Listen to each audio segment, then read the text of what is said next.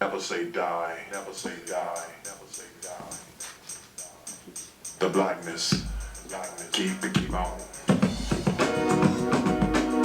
say die, keep on. Welcome back to the hottest show in the galaxy. It's the Karen Hunter Show. We are here on SiriusXM Urban View Channel 126, and I want to welcome, this is a special hour right now, the cast of From the Bottom Up, docu-series created by the one and only Nicci Gilbert Daniels and executive produced by Queen Latifah and Flavor Unit. The cast, the whole cast. Season 3 kicks off tomorrow. Let's welcome them to the Karen Hunter Show. Yeah. All right, I'll introduce you. And next to your names, there's like some sort of description. So I need an explanation. We're gonna get to you in a second. We're gonna get to because I need to understand. Aisha Jane, Correct. Welcome to the Karen Hunter Show. Your title is Excuse Me, Miss. What does that mean? Well, for me, excuse me, is kind of like exactly what it says. Like, oh, you're such and such. Excuse me, or Oh, okay. I'm just like, well, whatever. Or, Oh, okay. It's It's just like- an attitude thing. I don't have an attitude. Archetype. but That's kind of how I get through it, smiling and being like, whatever. Okay. All right. I got that. And next to you is Miss Brandy Davis. Yes. Hey, welcome. Thank you. It says Miss Codependent. Did you know that? It said that about you? Yeah, I seen it. Yeah. How you feel about that? I mean, I can't get mad at it. It's kind of true, but my codependency, basically, when they call me Mr. Codependent, is I'm codependent on men in my life. I have a tendency to depend on them to take care of me and things like that. So it's true. All right, we're gonna talk about that because you're not alone. You're not. Tamika Wright, Going Green. So is this you're an environmentalist? I think so. What's this green thing? Do you? I'm into recycling. Okay. I think that has a double meaning, but we'll get to that. I'm sure it does. I was thinking maybe green for money. I don't know. Angela Stanton, next to you. Hello. Hello. Mirror, mirror, mirror. I think that kind of describes self-reflection, coming to, I guess, a point where you can look at yourself in the mirror and accept all of your faults and still love who you become. All right, Keeping come everything. on. I'm No, just we gotta saying. snap it up. I don't know what to do with that. Danielle Jones, Identity Crisis. Yeah, I don't know what they meant by that. But As everyone twists their mouth to the side, yes. but the description was right. I am the kind of person that always has the right words for everybody else, and it's hard to actually follow my own advice. So I guess that's kind of where they were going with that. And if that was the case, then I guess they were right. Okay, so this show I started watching from the bottom up. I started with season 1. I see some alum in the house. Nicci Gilbert, last I saw you, you were on R&B Divas. No, I wasn't. That wasn't me. And I agree with you. I agree with you. Thank you. Wholeheartedly, because I was like, really? What's going on? Really? Yeah, I didn't compute, but I Yeah. watch. I was there for every Yeah. season and every episode because I'm that person. Yeah. But this Well, is thank you for watching. yeah. No, I support everything that is us.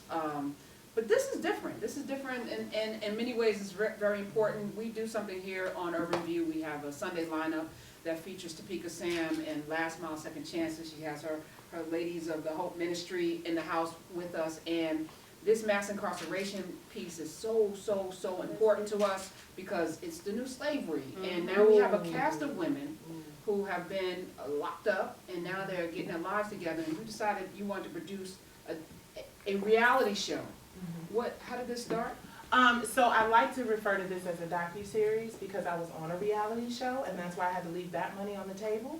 And I moved away from that. I definitely feel like this is more of a docu-series because even with season 1, what I like to, pride myself in as a producer is allowing people to tell their real stories and tell them the truth about what's going on with them.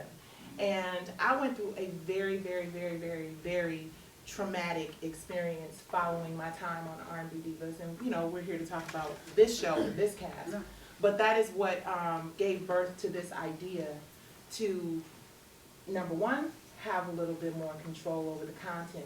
I created R&B Divas, I cast it, me and my husband put our little coins together and put the sizzle reel together and everything, but I didn't know about ownership. I didn't know about the importance of investing on every level so that I have the ability to say, nah, we're not doing that.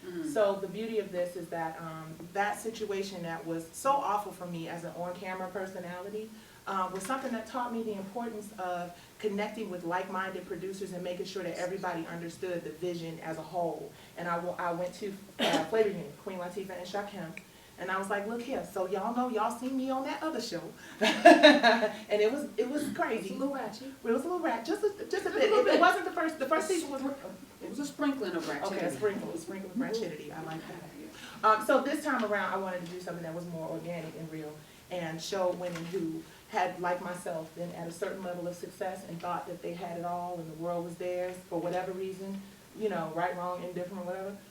And then came tumbling, crashing down to the bottom because I was at rock bottom. So I went back to the beginnings. From the bottom up was the title of the Brownstone album. I was like, let me go back home, you know, and this is where I ended up, and I absolutely love everything about it. Why here, though? You know, were you incarcerated? No, I wasn't. Right, And okay, we gonna pray that never happens. Okay. to No, us. yes. No, but it's not. But and the entire show is not about necessarily incarceration. In this, in both our casts, we had women who were incarcerated. We saw Sarah Stokes coming out of jail. Right. The show is actually more about the choices and the decisions that we make that lead to whatever. Whatever. That is. Okay. And it's not necessarily incarceration because Aisha's never been incarcerated, although she got a little something going on where she don't get her stuff together. That's a joke. And Danielle's never been incarcerated. And actually Tamika, which you'll get into, has never been incarcerated. She's on her way, you know, but you know, we'll get into that. Some of the other ladies on the show she's RSVP for jail. Okay. I don't even know where to go with. I mean, you saw the Housewives, Teresa Giudice and her husband. Right. Joe? Okay, so she went first, So her and then he husband's came. there now. She's Okay, with and the they kids. tagged. It was like a tag team wrestling So they thing. right. Yeah, I got you. Absolutely. I got you. So it just happens that these women's bottoms, it's really about a bottom. And jail is about as As bottom low as as you can can go. go. yes. Okay, so let's start there, because to me, you know, to be a woman in prison is probably one of the most horrific things you can imagine as a woman. And you know, Topeka, Sam and I talked about that, and her crusade is to eliminate prison for women. Like, women should not be in jail. We're not made for that. Right. Like that. We're not made for that. All right, so I want to start there then. Who's been in jail? I'm sorry, I just want to know. All right, okay, so we'll start. Brandy. Yes. Okay, what were you charged with, and how long did you spend? I was charged with conspiracy to distribute 5 kilos of more cocaine, and I was sentenced to 10 years in federal prison. And how long did you spend? I did 7.5 off of 10 years in federal prison. And when did you get out? I just got out, well, not just got out, it'll be 2 years. May 3rd, I got out May 3rd, 2016. Okay, and I want to just kind of unpack, you know, because it's important. What led you there? Has that been solved? Because usually the things that land us in whatever bottom situation we end up in is a symptom of something else. What led me to prison was the lifestyle that I chose to go down the path. Growing up, my father was a drug dealer, hustler. So I looked at my dad, that was like my superhero. So every man that I had, I wanted to emulate the qualities that my dad had. And my dad was a good man. He hustled and he bustled for his family, but for us not to make the same decisions as he did. But me, out of all his children, he used to always say, oh, you was the son I never had, because instead of me going that way, that he wanted me to go. Like, he worked hard, or he did what he did for us to go that way, but I chose to go that way. So where I went wrong, it was the choice of men in my life. I always wanted a man to be like my dad, because I seen the lifestyle that my dad provided for us and how he treated my mom. You know, she had the new car, all the jewelry, fur coat. She just lived a lavish lifestyle. She was a house mom. So growing up, I'm like, I want to be like my mom, and I want a man to take care of me like my mom. So when I went to go date guys, those are the type of men that I chose to have in my life. I dated guys here and there, but as far as serious relationships, my son father, that was like my first serious relationship, and he was a drug dealer. Eventually, he did get incarcerated when I was 3 months pregnant with my son. When my son was 9 months, he passed away in prison. He had an asthma attack. They didn't provide the proper medical attention. He died in prison of an asthma attack after he was sentenced to 19.5 years in prison. You would have thought that would have opened up my mind and my eyes to not choose a man like that again, but I didn't. I chose a man to kind of pick up where he left off. And that's when I met my co-defendant. He was my boyfriend at the time. co-defendant, even the language. Yeah. I met my co-defendant. Yeah, It is what it that's what it became. It wasn't a relationship. You know, when you get charged with those charges, it's your co-defendant. My father would end up being my co-defendant. Like, it was me, my father, him, and 2 other people, you know, that was close in my inner circle. We got indicted on a conspiracy charge. And even though I dated those type of guys, I never was involved in the intricacies of the game. You know, I might have reaped the benefits off of it and spent the proceeds, but I never got my hands dirty. This particular time, I did. And he was from Chicago, and he decided to come to Detroit and kind of traffic drugs through Detroit from Chicago. At first, it was kind of, you know, I let him be a man and let him do his thing, but he wasn't able to be in 2 places at the same time, so I kind of took his place when he was gone. So when the drugs came in, I'll give them to who they needed to go to, and when money was ready to get picked up, I'll get the money and I'll send it back to Chicago, to him.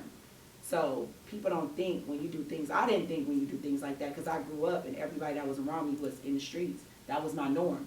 So for me, I wasn't doing nothing that nobody else was doing. So I kind of wasn't fearful of the consequences until the day I got arrested. And when I went in front of that judge and they read those charges and how much time it can carry, then I was like, oh, it got real. Did you take a plea? Yeah, I took a plea to What were you 120 facing? months. My plea, the lowest I could have got was 10 years, and the max I could have got was life in So- prison. So you took the plea. Yeah, because I never been in trouble before. First night in jail, you remember it? Yeah, I actually remember the day I got arrested. We had a girl, that drives the cars back and forth to Chicago. It was like a 4-hour drive. And this particular day, I usually used to follow her, you know, just to watch her, you know, to make sure everything was cool on the road. Like, oh, if the police get on her, I'll swerve or do something, let them pull me over so they can get off of her tail. And this particular day, she left before me. And, you know, I just had an eerie feeling that whole day. Me and him stayed behind, and we were going to meet her in Detroit. And I'm just like, that whole day, like, let's just wait to go tomorrow. Like, let's just wait. He's like, no, babe, let's go today. We can get out the way. Then we'll have the whole weekend to chill. And I'm like, all right, but I just had an uneasy feeling that whole day. Come to find out, she ended up getting pulled over on the highway. They found drugs in the car, but they let her proceed on going to her route to set us up. I didn't know this at the time, but like I said, I had an uneasy feeling all day. So when we went to go pick the car up from her house, I had got out my truck, he got in the driver's seat, and I went to get in the car that she drove.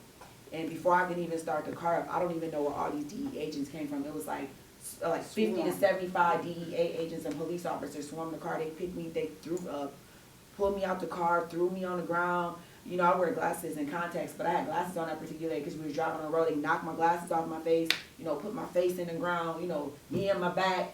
And I just looked at him, and I'm looking at him like, I told you so, you know. But it was nothing I can do at that particular moment. And when they booked me into jail, it was just like, wow, when you sit in that cold jail cell, you get that one phone call, and you put on that dirty little jumpsuit, and it's like, it got real. And I started to think about, you know, you reflect back on the decisions that you made and how you got here. You know, so it was like a really, really down time for me. First time First arrested, time. and that was big, facing life. Facing life. So Nicci, how'd you find Brandy Davis? You know, because you're casting. Yeah. You know, she new to the cast. She's new. All of these ladies are new. Everybody? She Yeah, not just- the whole new. No. Okay, because there's a whole little thing about all that. Okay. You know, I think it's important for fresh new stories. It's called From the Bottom Up. Christine is now the chairman of our From the Bottom Up Foundation. She was the Christine Beatty, who's in the house with us tonight. Absolutely. Sarah Stokes, I did a documentary film with her, not to change issues or whatever. She was with Puffy. She was with Puffy. She was molested. Her father was sentenced recently to 60 years for molesting her and the little girl across the street. That's a whole nother conversation. Wow. So we followed that. I have a documentary film, my husband and my partner Lucia and I just produced on that. So the other ladies are sort of elevating, and we only have BET. We only have a limited amount of time to tell these stories, so we wanted fresh stories. No, and that's what we don't see, Yeah. is the evolution and the elevation of Yeah. people. You know, it's always, we're gonna be in this ratchet stew, we'll add another ratchet piece to the mix to make it more ratchet instead of seeing redemption, because that's really who we are, That's who we are. redemptive people. So I met her, well, actually Stevie J, shout out to Stevie Hey, J, I Stevie. know about Stevie J. I was on IG. I follow Stevie J. I've known Stevie J for years for the music stuff. Before Love and Hip Hop, y'all. So he's still my friend. And I saw Stevie, and I was like, oh my gosh. I was like, this is what I'm talking about. She was beautiful, young, ambitious, and I saw the video of her being released from prison, and I was like, you know what? This is the woman that's going to speak to these young girls out here that are closer to her demographic, that are making these decisions. So I instantly reached out. And she was so receptive, and we tried to get her in the second season, but she was still on in the halfway house. So I was like, hold tight, boo. We got you for season 3. So she was, yeah. God worked it out. Good. Brandy Davis, how'd you meet Aisha Jen? From the show. Okay. These women, We all met together, like, from the show. Why is Aisha on the show? you want to tell her? Tell us why you're on the show. And the show is From the Bottom Up, docu-series. Yes. BET kicks off tomorrow, Saturday. March 3rd. Yes, 10 p.m. Eastern. Beat her. BET Her. And at on BET on Tuesday, but we want y'all to watch BET Her, because that's for us by us. Yes. Mhm. Yes, Miss Aisha. Okay, so the reason why I'm on the show is because I hit rock bottom. And the reason why I hit rock bottom was not because of, my story is different. I was married for 6 years, and I came into the marriage with 4 kids. So I was with a guy, and life was great. We purchased things, we had, we partied, we enjoyed each other the first few years. I found a goal, which was my line that I'm working on right now. Okay, and my goal was to make sure that my credit, checking, savings, all these things have to make sense because I'm chasing a different market, and it has to be done correctly. So the clubbing, the drinking, the buying, I lost interest in that. So me and my mate became unequally yoked. Not because he was cheating on me or infidelity, just because we became Your unequally priorities yoked. changed. Exactly, but his did not.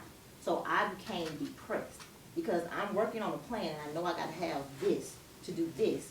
And as soon as I hit this goal, you come with Your mess. some BS. And now I'm back to 0, and I got to try to get back up. Did he mess up your credit? Yeah, he You messed can with tell my us. credit. You can tell us. He met me with the excellent credit, and by the time we weren't together, my credit was like, ask Tamika. It was really low. She does credit, but it was really low. So he messed it up, and then everything was like in my name, blah blah blah. So anyway, I was not considering the fact that I have 4 people coming with me. When he met me, I was independent. I was sex free for 2 years. I was just working on my kids, my credit. I didn't have a goal on just being a wardrobe stylist.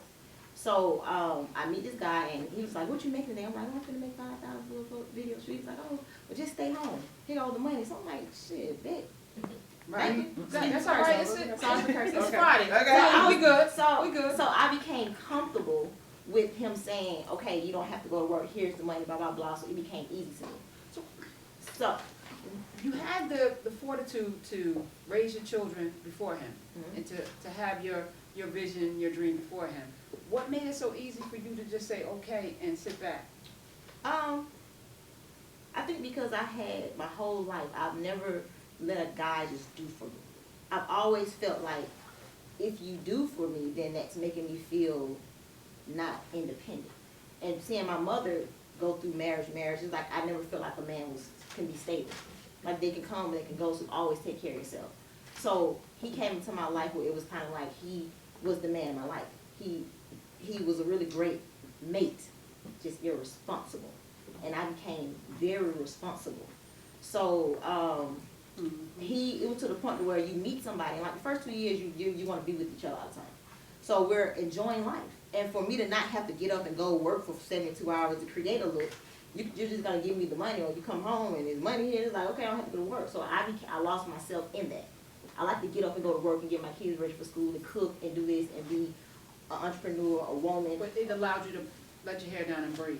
It did. Because on this treadmill it's tiring. Yes, it is. It did. You know, It to have did. somebody allow you to just breathe had to Yeah. be like amazing. It's dangerous. Right. There's a It's consequence dangerous. to all of those It's actions, dangerous. right? Yes, because as a woman, you have to understand that I came with 4 kids. So whatever decision I made in my life, they were affected by Impacted it. them. Yeah.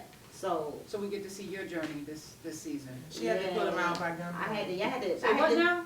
Well, gun involved? for the So I last, got- no, like for the last 2 years of us being together, I became depressed. Like I laid in the bed, I was depressed. I didn't cook. I didn't want to be a mother. I didn't want to be nothing. I just didn't want to be with him.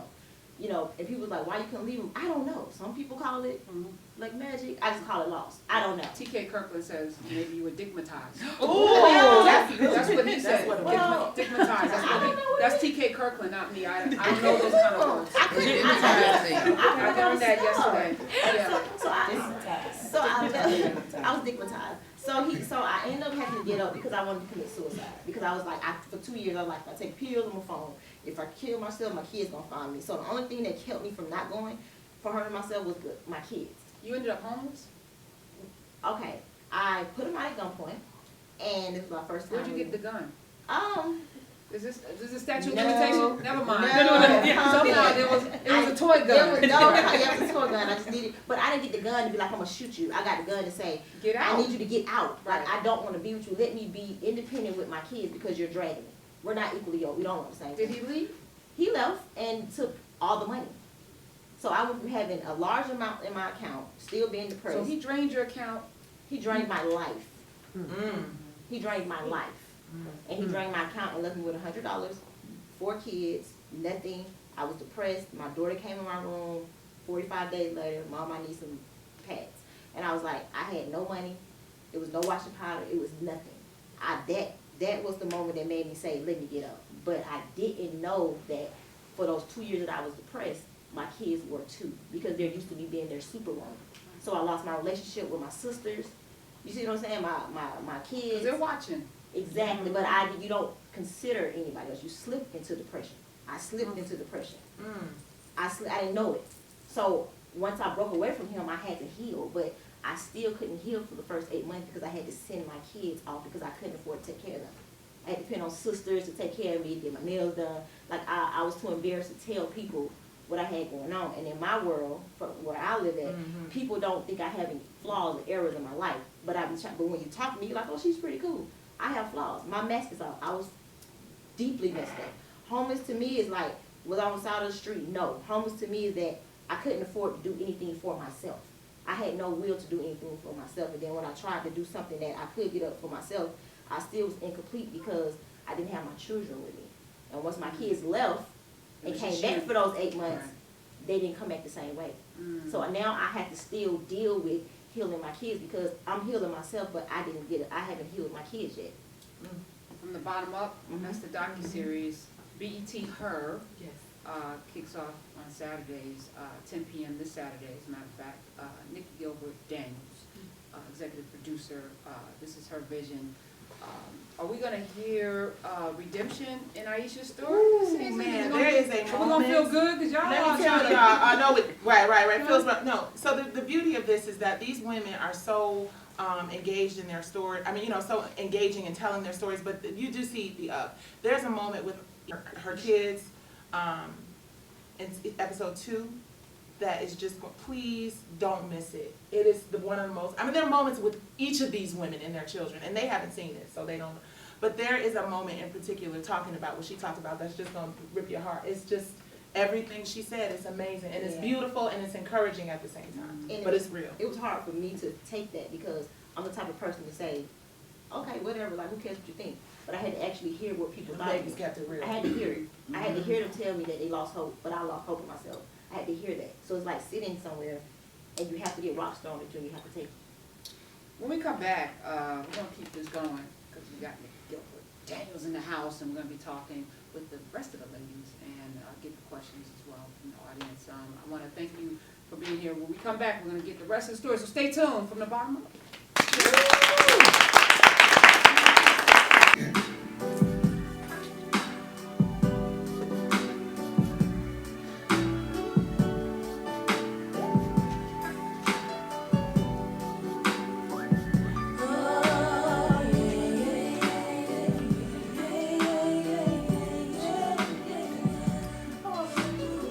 Nicci Gilbert Daniels in the house. That's a little brownstone. Yeah, that song right there. We are talking about from the bottom up. Welcome back to the Karen Hunter Show.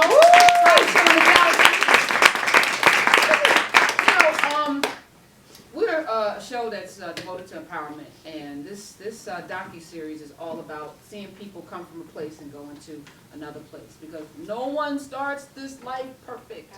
You know, we all have to go through things, and that actually is what perfects us, right? It's the pressure that makes diamonds, and Nicci Gilbert, this series is making diamonds. Yes, you know? it is. I love it, Yes, I love it it, I is. love what you're doing. Okay, so we're telling, each person's giving us a little bit of why we need to tune in to their stories. I'm gonna hit the end. I'm gonna go to the end. Danielle Jones, identity crisis. Yeah, she's very exuberant. How did you end up on this show? You seem to have it all together. Yeah. Everyone does, actually. The whole panel. It's like everyone looks like y'all are so. How'd you end up here? I think that's where my story is so important, because that's kind of how I viewed myself.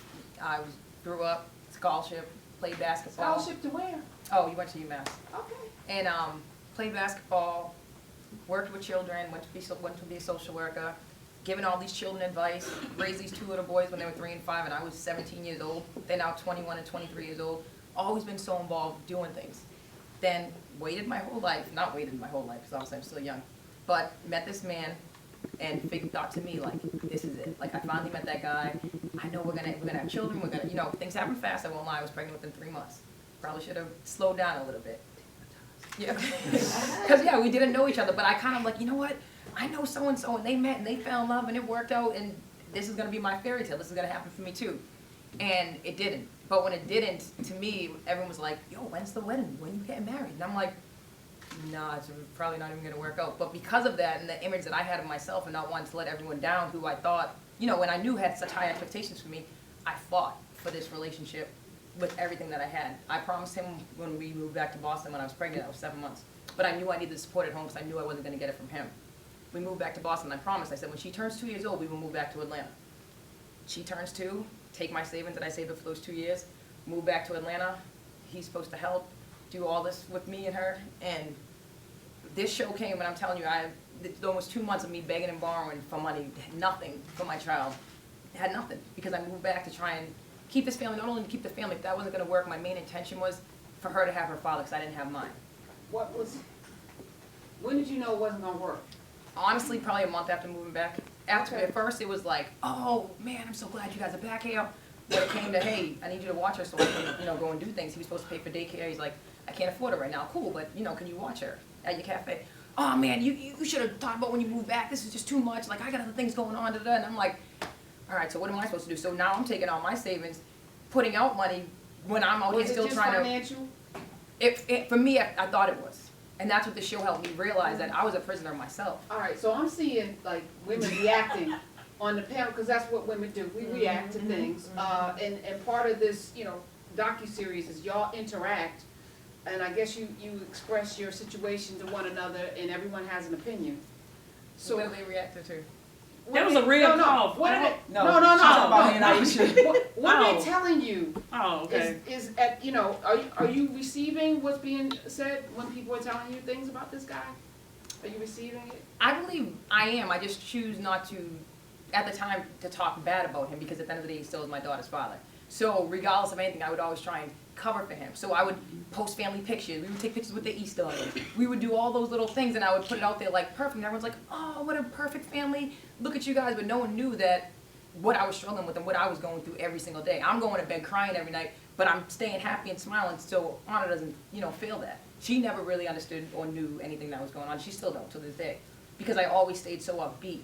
But after going through this journey with the show, even with the producers every day, they're like, tell us what happened. And I'm like, why can't I just tell what me and Anna are doing now? Why is that so important? Right. But once that first trailer aired, and it was out there, like everything I said was out, I'm like, the weight just came off my shoulders, and I'm like, that's why I did this show. Like, I'm free now. Like, I don't care no more what anyone thinks. Yes, I'm not saying I made a mistake. She's the best thing that ever happened to my life. But I'm not perfect. And I had to accept that, and anyone that doesn't, so be it. And that's what I got through this journey. Nicci Gilbert Daniels, why did you cast Danielle Jones? Because I think Danielle represents a lot of women, and I think when we talk about prison reform, when we talk about making horrible, awful choices, unfortunately, at the root of a lot of those decisions is a really bad relationship. They digmatize, right? Or something. Okay, Did I say that? Yeah, I'm sorry, I'm bad influence sometimes. But I thought it was very, very important to show, you know, a wide range of bottoms and issues. You know, not everyone is in prison in the literal sense. Some people are Prison inside and outside. Absolutely, and like she said, we live in a world where social media and perception and perfection and all of this other stuff is so important.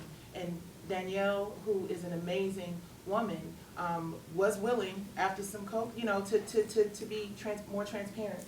And I think we have a hard time doing that. So that was an exercise in that for us as producers as well as for her. How much of the issues wasn't a man, but your self-worth? You know, because there's no way that someone can take you down that path. The if you examples really I had love yourself. of men growing up weren't the best. So I dated men like the men that raised me, if that makes any sense. So that's kind of, I'm like, oh, they can change because it's like, they cheat. And I'm like, why do you cheat on her? Oh, I cheat on her, but I love her. No, I love that girl. No, like, so I'm like, okay, for the real one, they'll change. So that's what I really thought was true. Like, even though they do that stuff, they still love you. They just don't know how to be, and you're supposed to stay and help mold them. And that's kind of what I was trying to do with every relationship that I was in. And I'm done doing that. Do you love yourself I today? love myself. I do. Today. And honestly, I love myself because of my child. She taught me to love myself in ways I never did before. Ever. Like, we won't get into all that, but yeah. Angela Stanton, I actually, because I'm a serial watcher of television, I've seen you before. Yeah, the Housewives of Atlanta, Phaedra Parks, you wrote a book. I'm also in the book space, so that was spilling. The tea was all everywhere. There were cleanups everywhere. So you wrote a book. I did. You want to talk a little bit about it? Sure. Okay, yeah. She said, Lies- talk about my book. Lies of a Real Housewife. I think that the biggest misconception about that book is the title. Because it's actually not a tell-all book about Phaedra. It's about It's you. a tell-all book about me. It's my life story. It's the story of a 5-year-old girl who was sexually abused by a family member, and who went and told and expected something to be done. And nothing at all was done about it. It was swept up under the rug. Because of that, I have a special love for children. Because I knew then when I was 5, I knew something bad had happened, and I knew that somebody should have did something, but because nobody did nothing, I was very confused as a child. I lost my self-worth. I lost my self-esteem. I felt as if I was supposed to have sex with men. That's just, it was a norm. Nobody taught me about the value of my body. And it also made me a fighter, because it took a lot of strength for me as a child that young to tell something like that and to go up against somebody that had put the fear of God in me. And when I told and nothing was done about it, it just made me feel like I had to fight. So I started running around, getting involved with the wrong people. Every school I went to, I was kicked out. I mean, I got kicked out of school in kindergarten. Just dysfunctional, really, really mentally disturbed because I couldn't process what had happened. And I made a lot of bad decisions even before Phaedra. I've been in and out of jails, in and out of juveniles. I despised authority. For what were you? Anything, just anything, just a Just kid, acting just out. young, just wild, hurting. Yeah, yeah. And getting involved with the wrong people because I wanted to be accepted. I wanted to feel as though that I was welcomed into something because I had been rejected by my family. And I think part of that was because of my truth. So Lies of a Real Housewife is the story of, it just shows you how things that happen to us in our childhood can really put us on the wrong path if we don't receive any type of correction or guidance. So the recent bottom that landed you on from the bottom up Right. was? And even before Lies of a Real Housewife, as we all know, I spent some time in prison. Phaedra Parks was a very good friend of mine. I felt as though, I thought she was a good friend, a good friend of mine. And I got, when I got arrested, I was 4 months pregnant. And so I ended up giving birth to my daughter handcuffed to a bed, which was, I was arrested for conspiracy, title fraud, forgery, embezzlement, insurance fraud. You know, the list goes on and on. Not that I'm proud of it, I'm just honest, okay? I was pregnant when I got arrested. I gave birth to my daughter handcuffed to a bed. And that, for me, was where my bottom started. I had 4 children prior to that. I never knew what it felt like to have a child just taken from you. So it felt kind of like I had given birth to a stillborn. They took your child. I stayed at the hospital order for 24 hours, and then she was taken after that. I was sent back to prison. When I went back to prison, it kind of felt like I had given birth to like a stillborn, because my breasts were still oozing milk. I was still menstruating. I could hear my baby crying at night, even though she wasn't there. We were only allowed 3 pads a day in prison, and so I was always hemorrhaging because I was up under a lot of stress. So I would have to take a t-shirt and take my t-shirt and turn it into a pad, and I would have to take the t-shirt out and wash it in the toilet just to get the blood out of it. That for me was where my bottom started. Because it's dehumanizing. I mean, it's one Well, thing. I had a sheriff standing in the room, and the nurse asked him, could he leave out the room, and he refused, and he stood there and he watched me push my baby right out of my butt. And I'd never seen this man before a day in my life, so it kind of made me feel like a slave almost. And I had no control. Right after that, then my mother died of a massive heart attack, and I wasn't able to attend her funeral. So I'm at the point where I feel like literally dying, because at this point, my whole life, everything that I've ever known had changed. My children were out there, they were separated, I had no way to contact them. I'm just sitting in prison trying to cope. So I think How it many was years been were you given? 2 years. Well, I was given 5, but I only served 2 years. I served my time, and the only thing that really kept me sane was the fact that I picked up a pen and a pad and I started going around prison and interviewing other women that were incarcerated with me, which is my first book, Life Beyond These Walls. I wanted to document their stories because I know that none of us, when we're kids, want to grow up and go to prison. Things happen. All of us aren't born in the best of situations. And a lot of times as children, if traumatic things happen to us, we don't have the right or the proper guidance, we can make bad decisions. And I just kind of like want my life to be an example for other young women. And I also did that at that point when I was in prison, and my mother passed, and I picked up the pen and the pad. It was because I had looked in the mirror and I had to have a long talk with myself. I wanted to ask myself some questions, because all throughout my childhood, my mother had sent me to counselors to try to help me. But I knew that I was going to die in that place. So I looked in the mirror and I asked myself questions about my childhood and what I believe put me on the path to prison, and if I had a second chance, what would I do differently? And when I wrote down the answers to my own questions, I was so amazed about what I discovered about myself that I walked around prison literally every day. And I ended up getting over 200 stories from women that were on the compound with me, and over 85% of them suffered some form of abuse in their childhood. And so I go to prison, I write the book, I get out of prison. The minute that I'm released from prison, the feds lock me right back up. So while I was serving my time in the state, the feds were preparing a case against me the whole while. I had absolutely no knowledge of this, but Phaedra did. And so while I was in prison, and they were going through the federal case, they basically set it up and said that I was the mastermind and everybody worked for me, when the truth is we all worked for her. So it was really confusing. The attorney? Absolutely.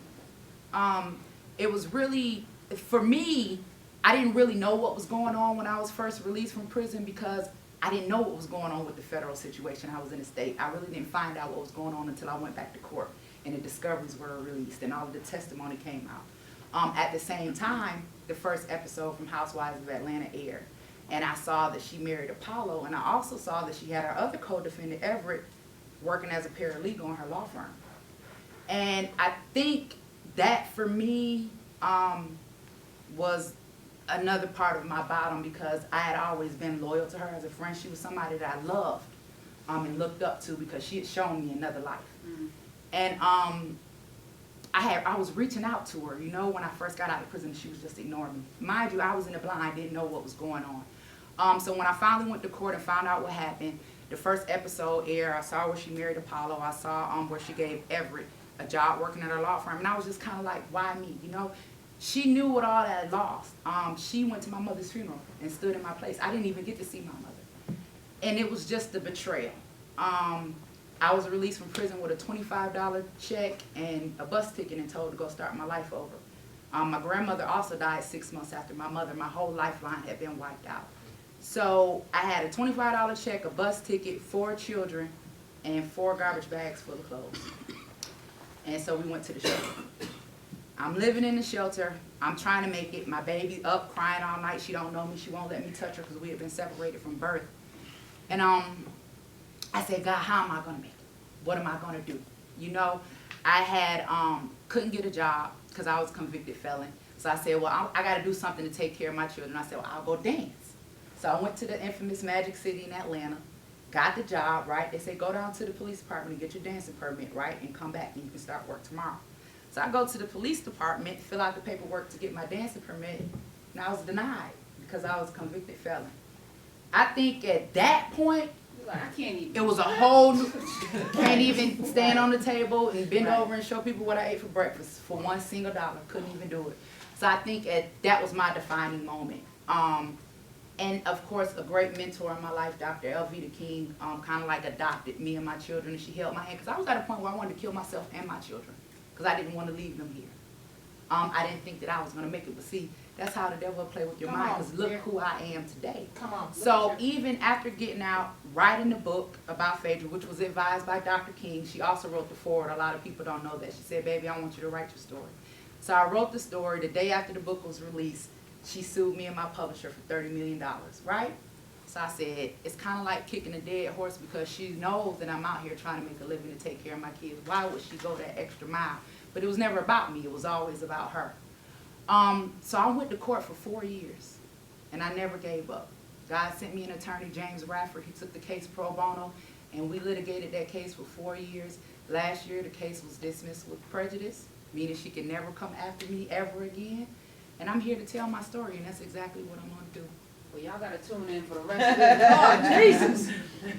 From the bottom up, we're gonna definitely hear this story.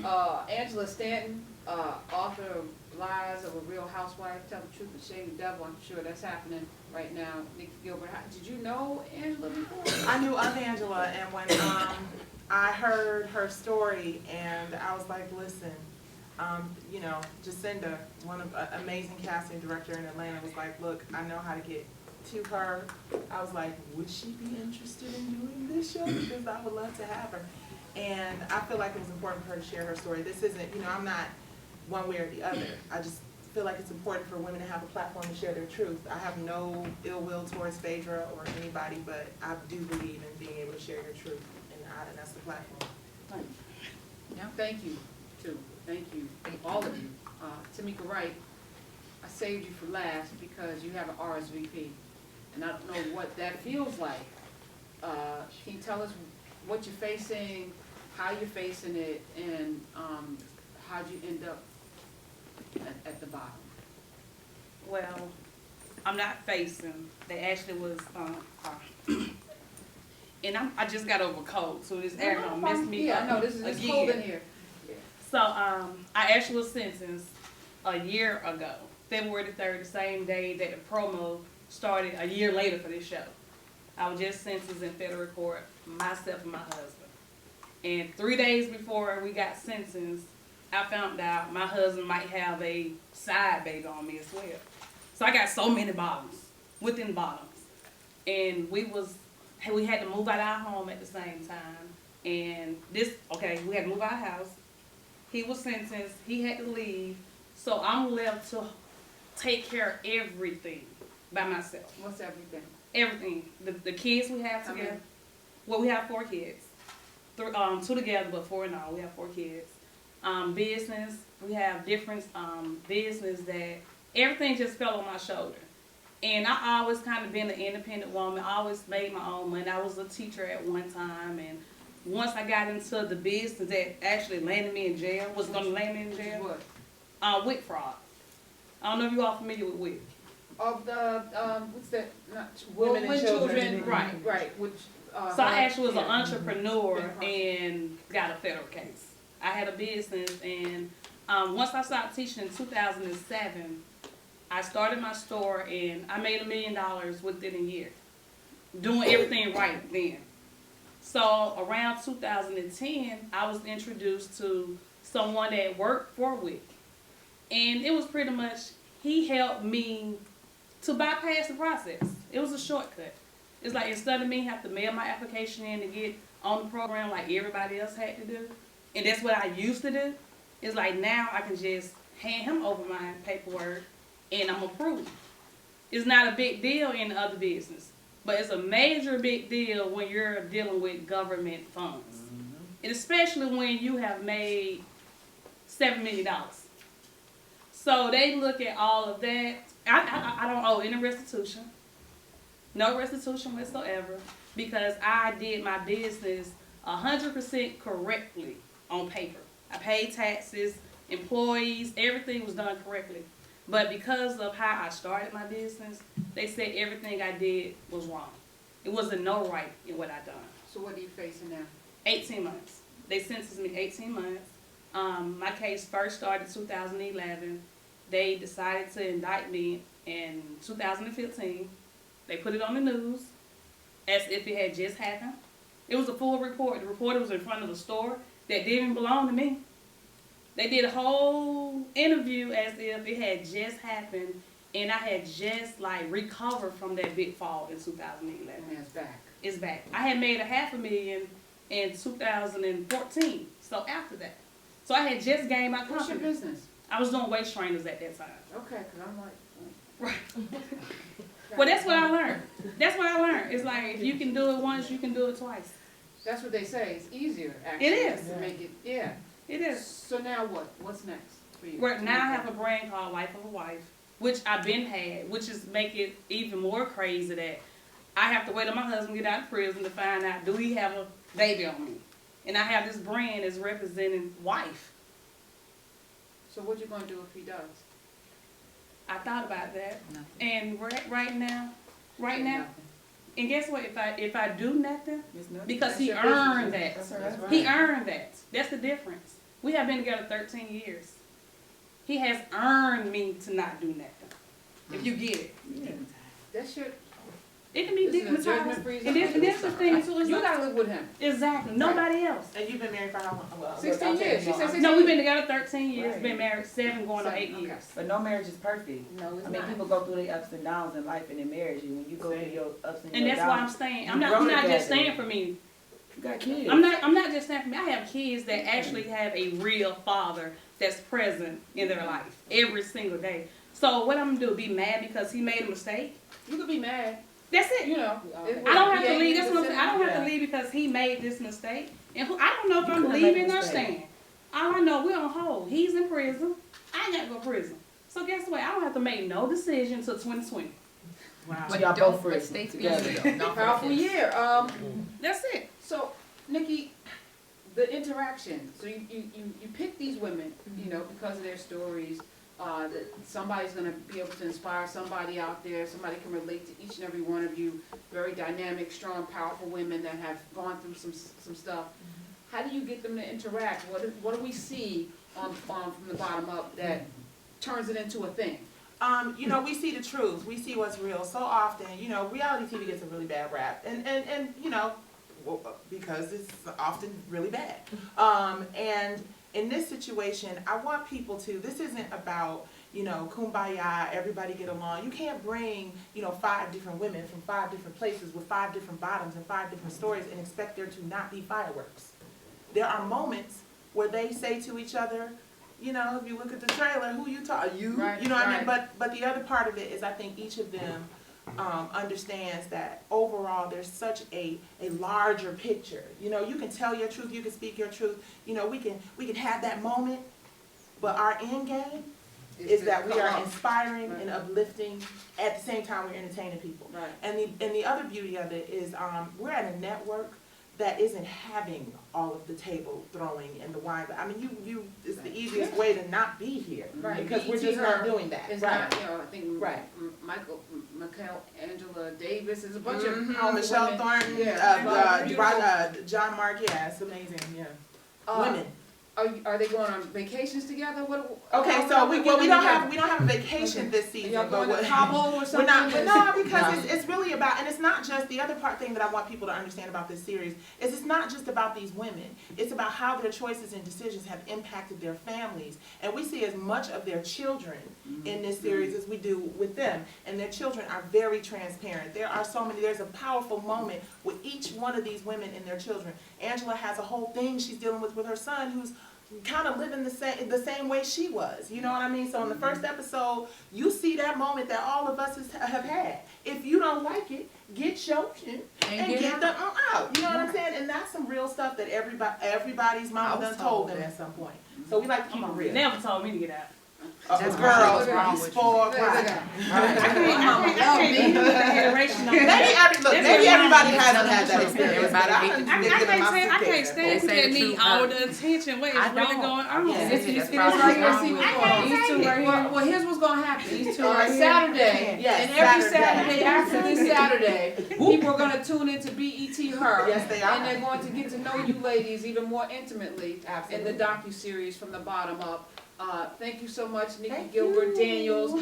Thank you so much, Isha Jane. You're welcome. Thank you, Brandy Davis, Tamika Wright. Thank you. Thank you so much, Angela Stanton, and of course, Danielle Jones. Thank you, ladies. I look you. forward to Thank getting to you. know And I'm you starting a guys. no bully campaign soon. Oh, okay. All right. She the biggest bully of all. We're gonna do bonus material because that's what we do. So if you have the app on demand, you can catch our Q&A and some other stuff because we're gonna keep it rolling. It's the Karen Hunter Show. Thank you so much for being here. We'll be right back. Lucia with the pashmina. Okay, so we see the battle between Angela and Tamika. Why? What's going on?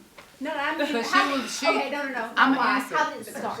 How did it start? How did it start? It started as a Brandy, she not talking to you. This She how it talking to me and started. Tamika. I came. I'ma see if she this gonna is be how, honest. This is how it started. When I came to film from the bottom up to actually for redemption to tell my story, somebody else came to film for TV. That was the difference.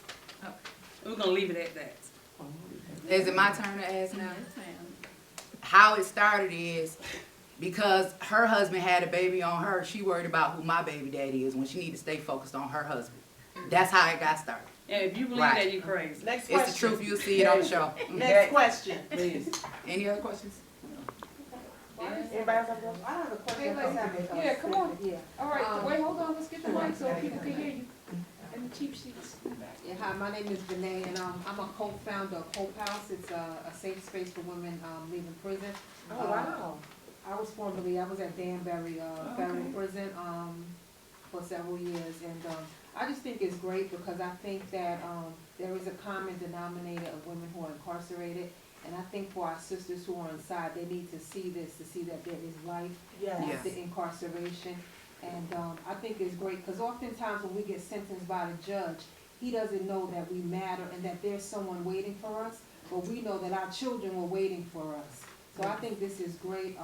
I admire the story, especially for my sisters who have been time.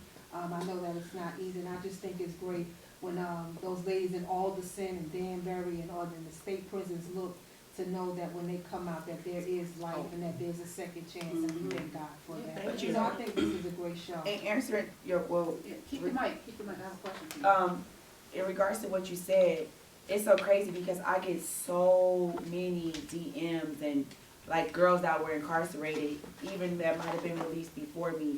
They always tend to tell me because it's like I came home, you know, I never had a job before. I got my first job at 34. I worked my You butt off. never had a job? No. That's why they call it this codependent Not because I always McDonald's, nothing? no. I never worked a day in my Baskin life. Robbins? Never, nowhere. My first job was when I came home from prison at 34 years old. And one of my friends, he was in a halfway house with me. And I was sitting in the halfway house like, damn, I ain't know how to work history. They like do a resume. What the hell am I gonna put on my resume? I don't even have nothing to put on the resume. So I was kind of freaking out a little bit because you know you got to have a job. You got to pay to stay in the halfway house. And when you get on home confinement, you still got to have a job to show them paycheck stubs that you working.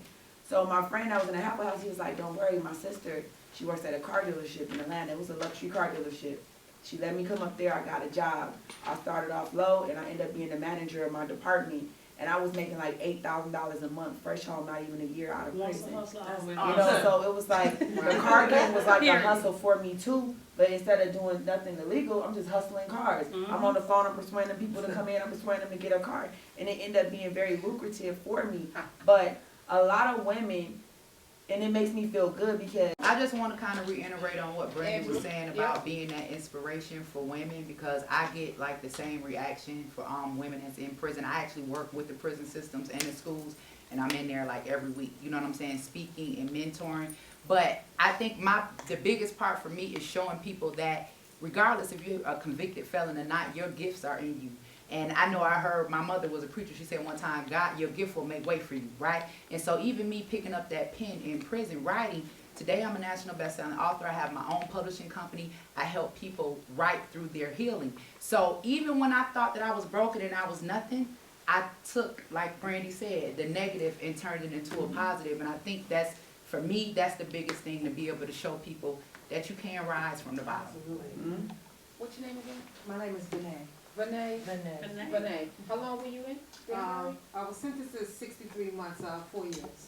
Everything's in months. They And want- total Yeah. days. Yeah. I'm like, I gotta do math. Like, what is that? 60. So you know 5 years, you 3 know my months. mama No, too. thank you. Who's your mom? You know mama? Absolutely. Matilda Hall? Absolutely. Oh goodness. Y'all All got right. Renee. So that's, somebody told me Yeah, I gotta 5 years and induct 3 her. months, cause my math, I'm good in, science and not, no, anyway. No judgment.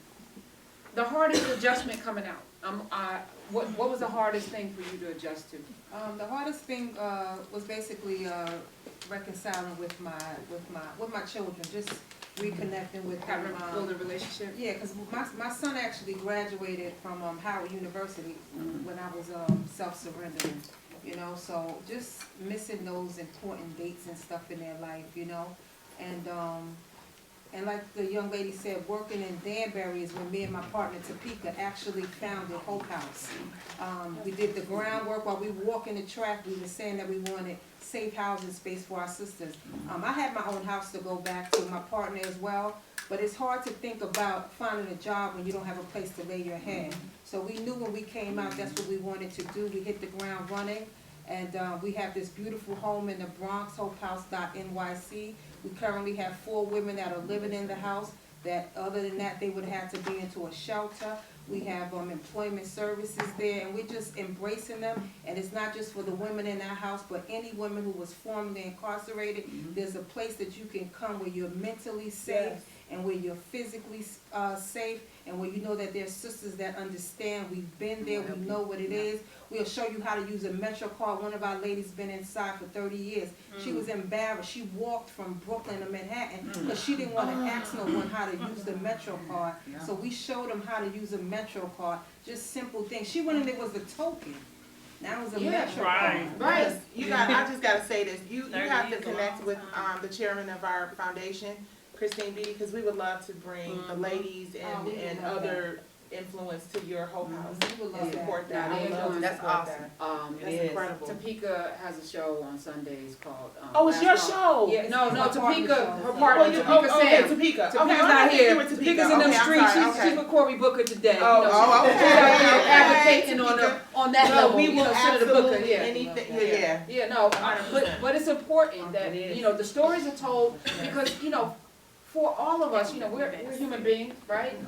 But we look at people who made mistakes as, you know, bad people, and we label folk and we judge them. You know, I don't know why you have to check a box once you paid your dues. I don't know why you can't automatically vote Right. across Or the why you country. can't strip to Right. feed your kids. Why can't you strip? Why can't you strip? And not that I'm even not that I strip, wanted but I'm to. saying, But I'm like, just saying, really. worst case Right, scenario, if right. you have no Why other can't you option, do that? you can't. Come on, because prison is a revolving door. It's And slavery. about They money. said that though. It's about It is. politics, Well- because if you can't pay the fines, they sit you in prison. They get paid for every day that you're there, so you gonna pay one way or another.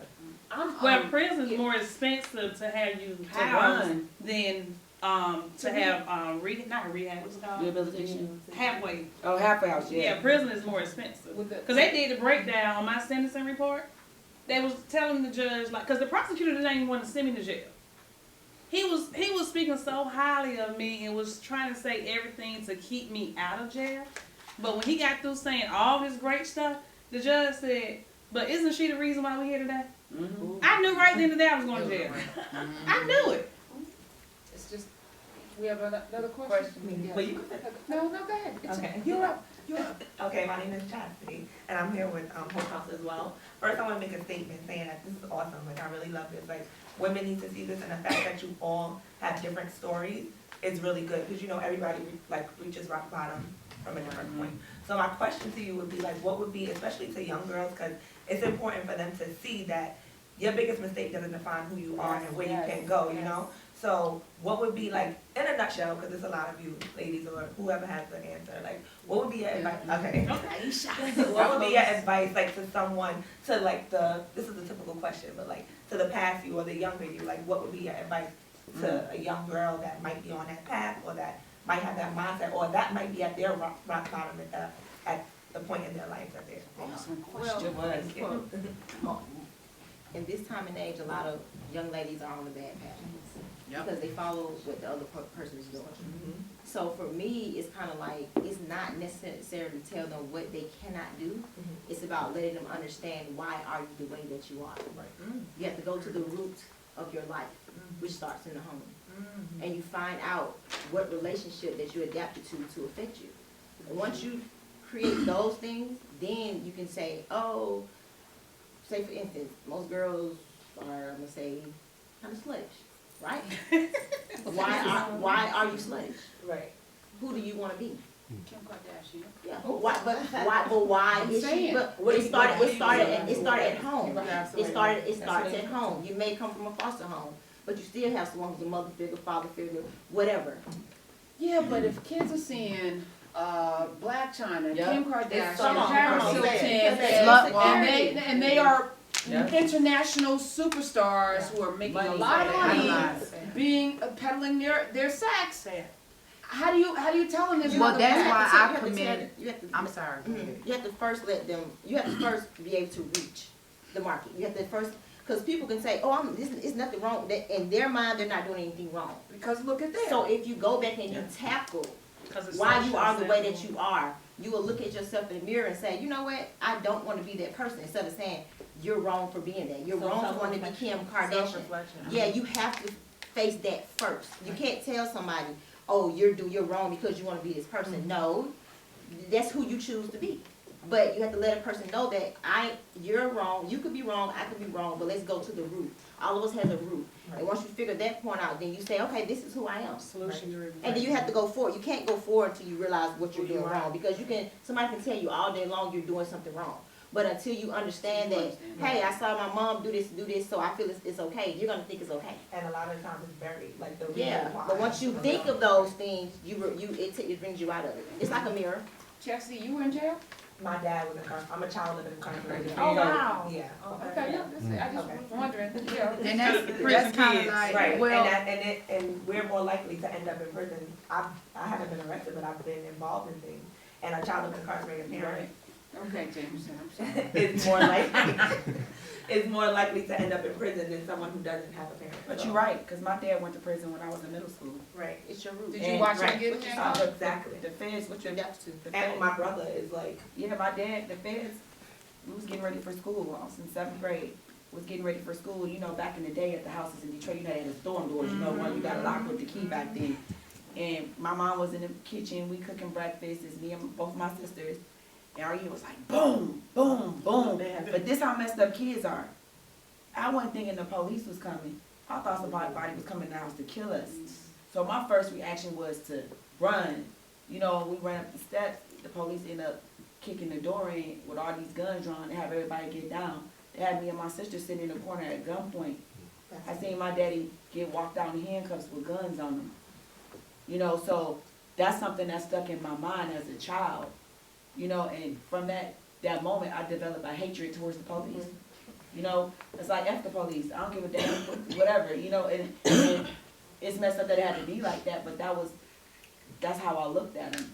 And it's like with my son, his dad went to prison, his dad died in prison, his mom went to prison, his grandfather, he called my daddy, went to prison. So all right now, if you look at my son, those are 3 role models in his life that went to prison. So my son is a statistic. But thank God my mom had my son when I was gone. My son has nothing, he don't know nothing about no streets. My mom kept him on the straight and narrow. My son is an all-American athlete in football, basketball. He don't know nothing about none of that, so thank God it is, because I don't want him to be like that. And I want him, that's why I said when I came home, I was so determined to work, because I wanted him to see that work ethic in me. I didn't want him to see me running the streets. I don't drink in front of my son, I don't do none of that. Because that's not the example I want to set for him growing up. You keep the jackets all the way up. Oh, look, he tells me, he's like, Mom, where are you going, Mom? You got on makeup. Like, that is my husband right now. Him, 12. Young lady. My name is Erica from Atlanta. I have a question. Everybody's talking about their bottom, and the show is from the bottom up. What would you consider your up?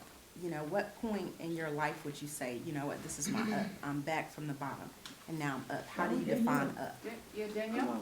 Well, I will just say with me, again, like I said, the journey that I took with this show and the growth that came from it, like really embracing who I am, knowing my worth, and never allowing a man that much power over me.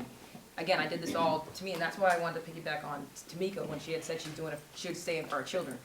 I commend her, stay in your relationship, fight for it. That's what's wrong with relationships today. Nobody wants to fight anymore. Everyone's so ready to quit. You got everybody at the click of a thumbnail where it's like, I'm on to the next one. Well, okay, and that's what I was going to say. At the end of the day, don't do it for them, because that's what I was doing. I wanted the family so bad that I was fighting and depressed for 3 years for what I thought was going to make her happy. But I wasn't happy. And how can I give her the best life she's supposed to have if I'm not at my best? And that's what I had to realize, and that's what I realized through this show. And that's how I got to my top. Through just accepting who I am. I'm sorry, Danielle. I just want to add to that.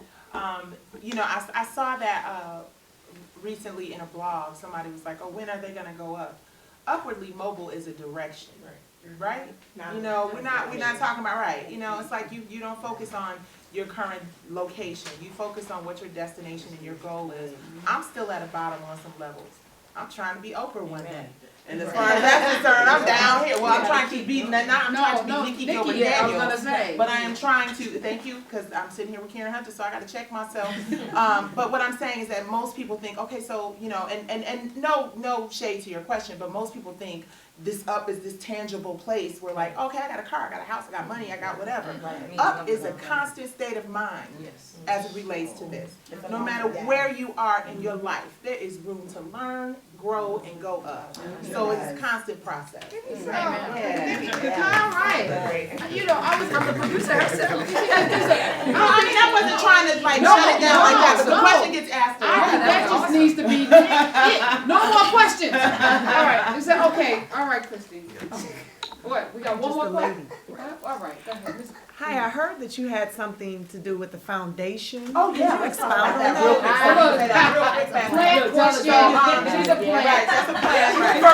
So real quick, I gotta plug this because it's so important. We had such an amazing time today. I was first impacted in my life by people who came to visit me at my school. Like I was, somebody said something about the food stamps when they were colored pieces of paper and not a card earlier. Lucinda said that. And, my mom busted her butt, but I was really inspired and motivated, and school was a big part of me having this sort of ambition in my life. So I always wanted to, from the bottom up is the title of the first Brownstone album, 25 years ago in a year, we'll be 25 years old. My sister Maxie died tragically, which I can't really go into that, but I wanted to figure out a way to honor her. I wanted to figure out a way to honor myself. I wanted to figure out a way to honor those teachers and those educators and those people who were in my life. So I reached out to my good friend, Christine Beatty, who is my sister in spirit. And I was like, Chris, I have to do this now. Now is the time. I felt like with this group of women, because they are so transparent and so honest and so real, I felt like they were the right group of people to articulate that message the way I wanted it to come across. I didn't want it to be hoity-toity. I do those dinners all the time. You know them dinners, girl. You know them dinners. And no shade to those dinners because they're amazing. But I didn't want it to be that. I wanted it to be us literally putting on our sweats, rolling up our sleeves, bringing people who come from that space to talk to these kids. And that is what it's about. And Christine, when I said I wanted to do it, Chris was like, I got you. And most of the time when people say they got you, it's on some old, okay, well, I got to call you like 5 times. This one right here. She'll get you. Got you. She said she got you. And I'm so grateful to Christine Beatty. I have the former chief of staff, the youngest in the history of the city of Detroit, as the chairman of my board. So I'm all right. Thank you. Stand How can down. people support this organization? Yes, from the foundation, you can go to our initiative is She Speaks Live, so that's what we're doing. We're going to different schools, we're speaking live, we're speaking to the kids, from the bottom up foundation.org, or just hashtag from the bottom up, because and follow us all on social media, because we're gonna be talking about it all the time, shouting. Yeah, we'll tweet it out. Follow us at SXM Urban View. We'll get all of the Twitter handles. Last question. Yes, hello, I'm here on behalf of Ladies of Hope Ministries. What's your name? My name is Nicci. I'm formerly incarcerated as well. I just came home from doing 15 years. Oh, wow. The state penitentiary. I got locked up when I was 19 years old. And my question is to you, Ms. Sand. Like, how did you find the inspiration? Because, you know, I came home just short of 4 months. And I achieved my education in prison. I got a bachelor's degree and continued my education. But however, my question to you is like, what gave you the inspiration to not only to just look in the mirror and say like, who am I? You know, that self-reflection, that self-talk that give you that inspiration when you are in a very cold, lonely, dark place and you don't see any light. Like, what gave you your light? It was, I was either gonna live or die. It was that I was either gonna live or die. And I knew I couldn't die right then because I had 4 lives that were dependent on me. When my mother left and then my grandmother left, I knew that was it. I knew my kids didn't have anybody but me. In addition to giving birth to that newborn baby, I wanted to get back to her. So I think that was some of the fire that kept me burning. But overall, it was like, if I died that day, what have I done with my life? You know, what are people going to say when they come to my decision that I was going to live and I was going to be everything that they said I wasn't going to be? They told me I wasn't going to never sell 1 book. They said I'd never get a publishing deal. No, I'm serious. All my life I have always been talked against and told what I would not accomplish. My whole family is praising me today because of my accomplishments. So my advice to any young person, to answer your question, would be, don't believe the negative report. You know what I'm saying?